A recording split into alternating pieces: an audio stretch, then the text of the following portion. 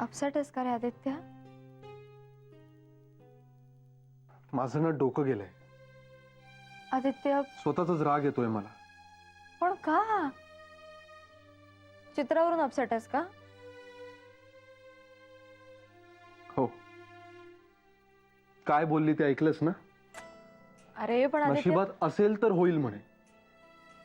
एकतर ना मला हा ऍटिट्यूडच आवडत नाही. स्वतःचं नशीब स्वतःच घडवायचं असतं यार. असं कोणी हताश झालं ना की मला राग येतो.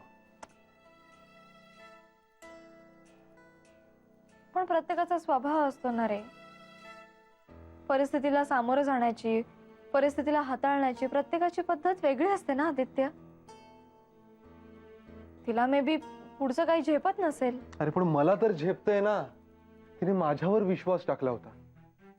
मीच काही खटपट केली नाही म्हणून आता तिला परत घरी जावं लागतंय. तिचे बाबा काय एखादा मुलगा बघतील आणि लावून टाकतील तिचं लग्न. त्याचं बँक बॅलन्स, त्याचं घरदार, शक्य असली तर गाडी, नोकरी, जबाबदारी सगळं पाहतील आणि इथं आपली मुलगी देणं सुरक्षित आहे असं समजून लावून टाकतील तिचं लग्न. अरे पण चित्राच्या मनाचं काय? ती ती सुखी होईल अशा लग्नाने? माझं तुझ्याशी असंच लग्न झालं ना रे आदित्य. आणि बघतोयस ना तू किती सुखी होत आपण. पण प्रत्येकाला आदित्य किंवा मेघना नाही मिळत.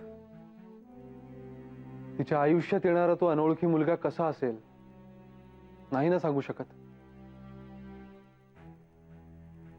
आता बघ, तुझ्या पण आईबाबांचं लग्न याच निकषांवर झालं ना. पण आज कुठे आहेत आई? बाबांबरोबर राहणं अशक्य होऊन वेगळ्या राहत आहेत त्या. फक्त सुरक्षित चौकट म्हणजे सुखी नाही ना. आणि मला तर वाटते की चित्राला त्या चौकटीत जायला मीच भाग पाडतोय. कारण शक्य असूनही मी काहीच करत नाही. मीच त्या मनोजच्या फोनची वाट बघत बसलो. तो तिला फोन करेल याची वाट बघत बसलो. मी कधीही उठून त्याच्या गावी जाऊ शकत होतो ना. पण मग त्याचं तू आत्ताही करू शकतोस.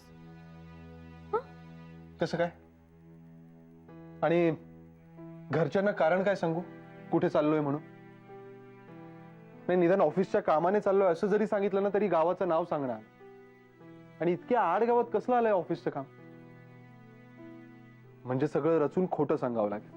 त्याच्यावरून आधीच वाद चाललेत आपल्या. तू पण रागावलीस माझ्यावर. शिवाय माझ्या सुट्ट्या पण चालू आहेत. आता हे सुट्ट्यांमध्ये काम कुठून आलं असं विचारल्यावर काय सांगू?